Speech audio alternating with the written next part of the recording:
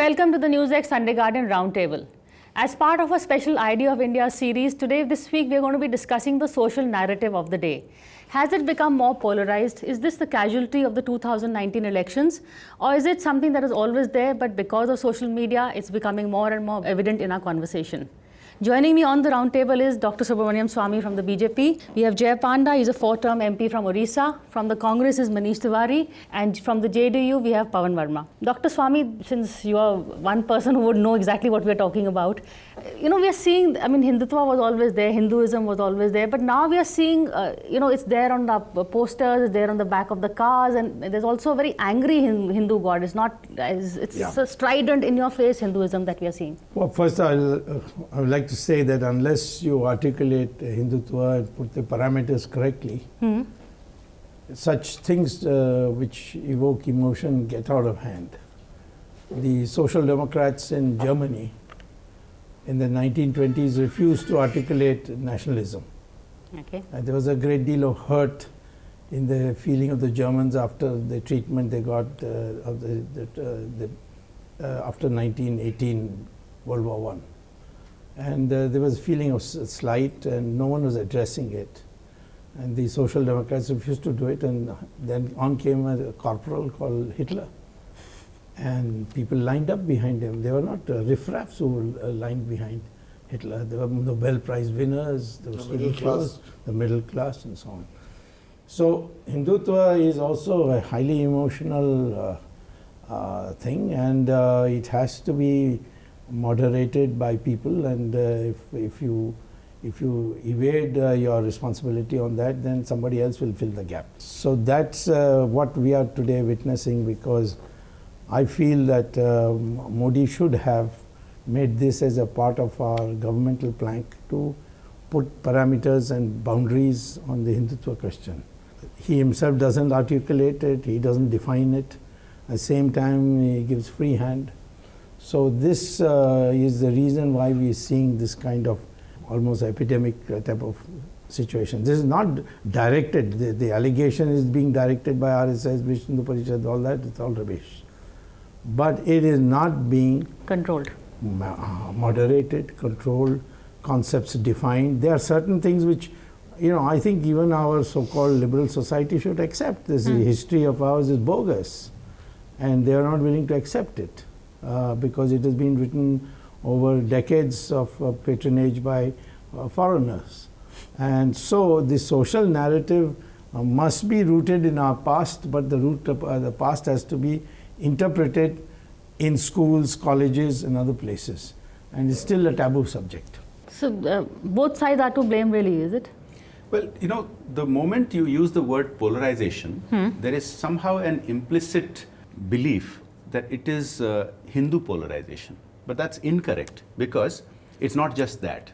The other side has been polarizing minorities of different types, religious minorities, caste minorities, for decades. If you look at the turning point was 1986. If you look back at the politics of 1986, it was sheer polarization, not by people who represent Hindutva, but from the other side. So it was only natural that at some point there would be a counter to that, there would be a pushback to that. And I agree with what Dr. Swamy was saying, that responsible steps have to be taken to keep the mainstream in the middle and not to the extreme fringes. I would say this, that this narrative is spun more than it should be by some in the media who clearly seem to have some kind of an agenda. And no, I'm not blaming you. I know you're not. I think you do a good job of balancing both sides. Now, when you look at some of the terrible incidents, you've had terrible incidents of lynchings because of beef. They're terrible. And I have been writing and giving specific suggestions for what we should do with our criminal justice system to tackle this. It's a larger problem. It's a criminal justice problem because, we have lynchings for other issues also. We have lynchings for rapists. We have lynchings for suspected child abductors. Yes. And we know that people get away with impunity because they know that nothing is going to happen to them in our clogged court system. Nothing will happen for 2 decades. And that is the root of the problem. But the political patronage also, you're talking about the courts trying to do something. Why not the politicians? Why can't the politicians come out and say something? I think there is political patronage for these kind of extreme acts of violence across the political spectrum. I don't think it's fair to say that only one side does it. So what needs to be done is, I mean, you can take an incident of the day or incident of the week and try to spin it one way.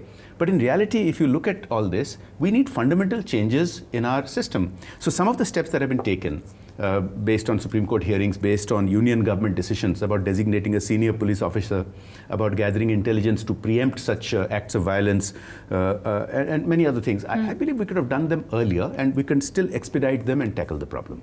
But are you, Manish, falling into the BJP trap of, by trying to also bring out your brand of Hindutva, saying, this is secular, there's this fascist, but whatever it is, you are playing into their narrative? Priya, with great respect, I would like to disagree with some of the things which Dr. Swami has said. I do not want to take it back to Germany, otherwise, we would be accused of calling some people Nazis, which is not my intent. Okay. But the fact is that it does go back to 1947. So from the ravages of the partition were born two countries, an Islamic Pakistan and a progressive pluralist India. Now, that progressive vision or that pluralist vision held the field for close to 7 decades. Now, there are certain people who did believe that if we had a religious partition and people on the right, it should have gone to a logical conclusion. And so therefore, if there was a Muslim Pakistan, there should have been a Hindu India. Unfortunately, that particular vision of the idea of India did not play itself out or wasn't allowed to play itself out or was proscribed because of the kind of leadership that we had post-partition. And in 2014, they saw their moment whereby they thought that they could really abolish the First Republic and constitute a Second Republic which was based upon the theory of de facto majoritarianism. So therefore, in that context, when you see these incidents take place of love jihad and ghar wapsi or beti bachao, bhabhi leke aao and all that kind of nonsense, and coupled with the lynchings, right? So therefore, Jay is right. There may be lynchings which could have taken place of alleged child abductors or of alleged rapists, but there was a certain definitive religious or at least a bias, to a lot of the lynchings which have taken place. Recently. So recently, between 2014 and 2018. So therefore, if you actually view it from that template, there seems to be a very, very clear attempt to try and turn India into a de facto majoritarian state. And it does not only... Are we going back to the Hindu-Pakistan theory? It doesn't only stop in India. For example, even the blockading of Nepal which took place. Now, they tried to sort of cover it with a fig leaf that the Madeshis were not getting a good deal in the Nepalese constitution. But the fact is that some people tried that Nepal should declare itself as a Hindu Rashtra. And there was a pushback by the Nepalese lawmakers. And you had a blockade as a consequence. So therefore, there's been a very clear, concerted, ideological attempt which has been made. Unfortunately, or fortunately for the progressive vision of India, it has not succeeded, but the attempt is continuing. Just a short point. I'll take him on later on when I give my turn. The blockading of Nepal was started during Rajiv Gandhi's time. And why? Because somebody was not allowed entry into Pashupatinath temple. And that was Ms. Sonia Gandhi. And it was done only That's because his interpretation of history, No, that's not mine. That's his interpretation of history, and that's not mine. But you did do a blockade. and the blockade was for different reasons altogether at that point in time. But I'm saying that therefore we also had a blockade for a different reason. He says because So he's implicitly conceded that the blockade was for reasons of Hindutva. No, I know, I didn't. I said if you can make this allegation, I can make the same allegation. There was a blockade. It's a small country, we should never blockade it. I don't think we should completely trivialize foreign policy. But apart from that, you were asking me a question. Yeah, we were talking about how lynchings have taken on a certain communal tone. Does that worry you, to put it bluntly, your vote bank, does it affect that, considering that you are an ally of the BJP? You see, I'll tell you, there is a time when you discuss issues of national importance beyond merely partisan lines. Okay. See, when this government came to power, the original slogan that Prime Minister Narendra Modi came with, Sabka Saath, Sabka Vikas, I think it raised the hope in many, especially with the kind of majority and support he got, that this kind of divisive politics is something that the new government would like to leave behind. And it would be an inclusive government where you carry all people along in spite of what their religion may be. Well, I'm afraid that I'm a very proud Hindu. And I believe Hinduism is a grand religion with a great edifice of thought. Are you a proud NDA member is what I want to know. Yeah, I will come to that. I'll come to that because this is the most serious question to discuss. I believe that Hinduism is great because it is dialogic, it's eclectic, it's inclusive, it's based on Shastrat or debate, the ability to agree to disagree in a civilized manner. It is assimilative because it is transcendental. It's a way of life that is Anadi Anant. Now, with this kind of religion, what has happened is that in recent times, a small ultra-right Hindu aggressive lobby has sought to hijack the debate on Hinduism. And the evangelism of this group is in direct correspondence of its ignorance of their own religion. And what is even further unfortunate is that no one has tried to rein in this lobby in the larger national interest. For instance, many statements have come about by different leaders in the BJP, many of which are outrageous to my mind, and certainly anti the Sabka Saath, Sabka Vikas ethos. But apart from the occasional, almost elliptical criticism of it in a speech that may happen 4 months later, I believe the top leadership of the BJP needs to put a lid on it. Because also for the reason that there is a direct correlation between good governance and social harmony. I disagree, and I want to put this on record, I disagree with the appeasement politics of minorities only for vote bank politics. That too is wrong. Yes. But I equally condemn the kind of violence, hatred that is being now fomented on the basis not that you are a citizen of India, but in terms of which religion you belong. And I think there's time to put sanity to it. Even lynchings, I'm shocked, are being condoned by people in power in language which is not ambivalent. How can you do this? Because we may be a young nation, but we are a very ancient civilization. And why are we turning into an angry nation? Listen, first of all, there are lots of wrong assumptions on his part. And all liberals have this weakness. First of all, we didn't get elected because we said Sabka Saath, Sabka Vikas. I didn't say that. I said it was one of the important slogans. Okay, So it was one of the 3 slogans that we had.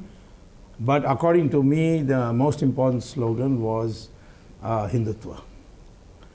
Anti-corruption was also a factor, and this was also a factor. But I think the ability to make people rise above their caste divisions, language divisions, regional divisions, and vote for the BJP, that was done because of Hindutva. Now, why is Hindutva a factor? Because whatever the reason, the policies of the past has created today, right or wrong reasons, a feeling of grievance amongst the vast majority of the lumpen Hindus, you might call them, lower middle class I'll call them, who feel that the Hindus are being put upon. Little things added up. The 5 lakh Kashmiri Pandits were driven out of Kashmir, and there's nobody to say a word against it. But 40,000 Rohingyas there, the whole country is going up in flames in editorials and articles and TV thing. So this feeling of grievance amongst a population which is 82%. So potentially is going to be explosive, get out of the hand. To say that the government, people in power have condoned this mob killings or lynching, whatever. That's totally untrue. But they haven't criticized it. Well, the question is what if an individual makes a statement. I can tell you what kind of statements were made by congressmen over the years. I've been through myself a great deal of discrimination. I was not allowed to teach in premier universities in India or anywhere in India, even though I could teach anywhere else in the world. Nobody talks about the injustices of that period. So these have all come and as reaction and so on. I am again emphasizing that we should own up that this country needs a renaissance, a Hindu renaissance.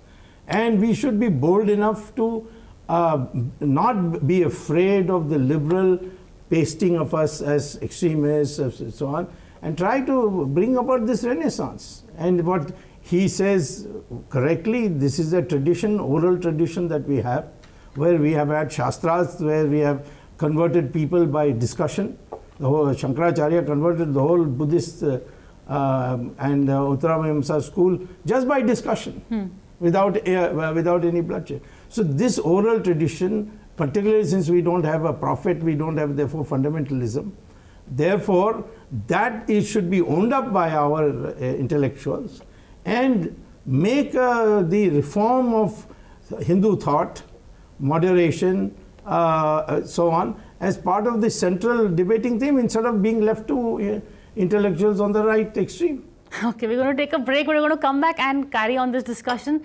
Do we need a Hindu renaissance or not? If not, then why is the Congress running around putting temples on their agenda? So stay with us.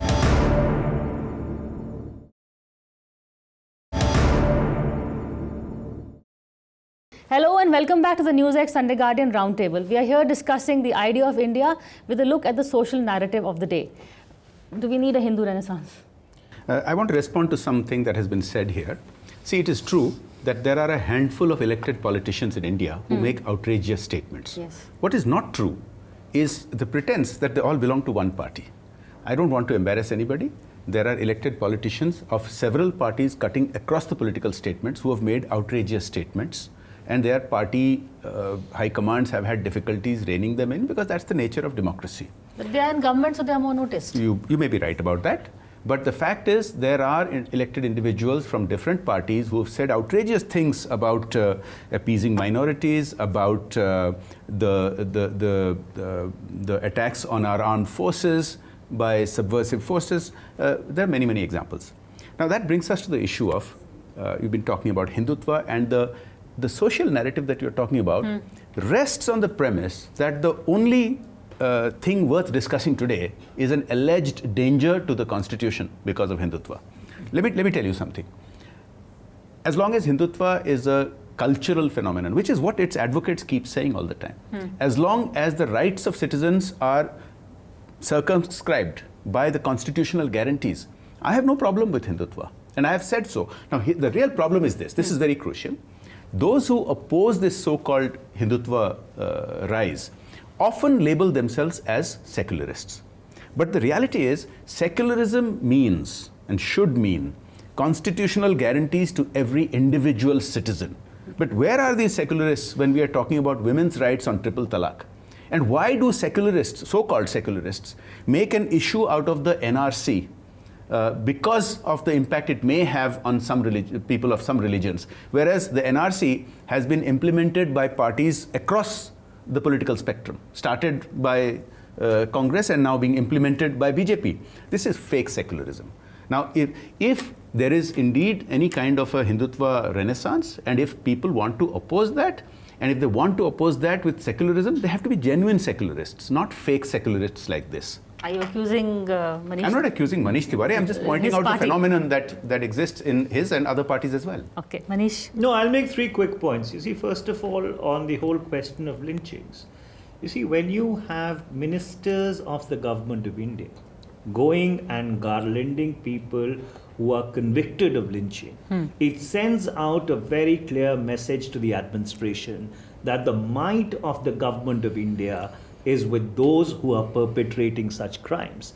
And after doing that despicable act, if the person continues to be a part of the Union Council of Ministers, then what is the message which the administration, which is supposed to implement the rule of law, should take away? And this is not an isolated incident. So it was not just one minister in Jharkhand who went and did it. In Bihar, you have BJP MPs who have been doing the same thing. So therefore, there has been a very, very premeditated and a calibrated attempt to turn this country into a majoritarian, a de facto majoritarian state. That's number one.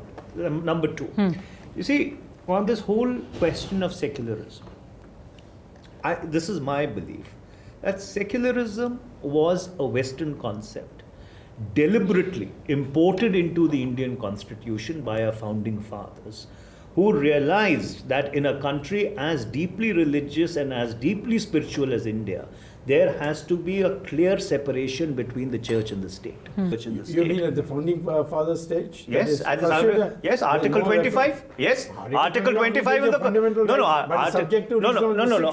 25 of the Constitution makes a clear reference to secularism. No, so secularism. No word there called yes, secularism. There is a word called secularism. Yes, I would have shown you. Yes, Please go and read Article 25. Single word of secularism. First of all, there is a problem with reflex secularists. By that I mean that if secularism becomes rootless cosmopolitanism without being rooted in your cultural milieu, then it ceases to have the impact it should. It's a well-intentioned but less impactful stance to take. You need to be rooted in your soil and actually advocate respect for all religions, because India is, although dominantly Hindu, a nation of many religions, a plural society, and we are proud of the fact that 4 of the great religions of the world were born here. Right. So first, that correction in the secularist stand needs to take place.